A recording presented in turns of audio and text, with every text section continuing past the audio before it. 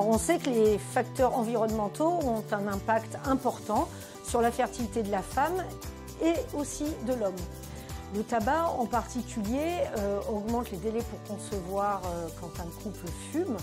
Lorsque la femme fume, il y a aussi un effet chronique du tabac sur la réserve ovarienne et sur la qualité des gamètes de la femme. Il faut savoir que nous, les femmes, nous avons nos gamètes, nos ovocytes dans les ovaires dès la naissance. Et ce stock, en fait, on l'a pour la totalité de notre vie reproductive.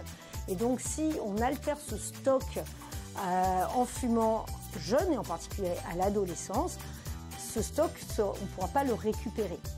On sait que les femmes qui fument sont ménopausées plus jeunes. On sait qu'il va y avoir un impact toxique sur l'endomètre, là où doit s'implanter l'embryon, mais aussi sur la qualité de l'ovocyte. Et on sait que les femmes qui fument, en particulier celles qui fument plus de 10 cigarettes par jour, auront 3 fois moins de chances d'être enceintes dans les cycles de fécondation in vitro. D'autre part, les femmes qui fument ont 3 fois plus de risques de faire une fausse couche du premier trimestre et 15 fois plus de risques d'avoir une grossesse extra-utérine.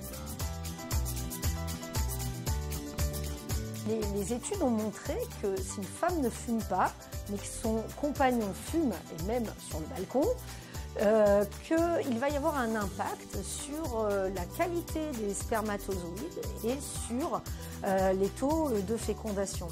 Donc fumer, c'est pas que sur le balcon, les méfaits du tabac vont se jouer sur l'ADN du spermatozoïde, le spermatozoïde étant quand même la moitié de l'enfant. Le message principal, c'est qu'il faut arrêter de fumer avant d'être enceinte, dès le projet de grossesse. Alors idéalement, ne jamais fumer, mais ça, voilà, c'est un vœu pieux.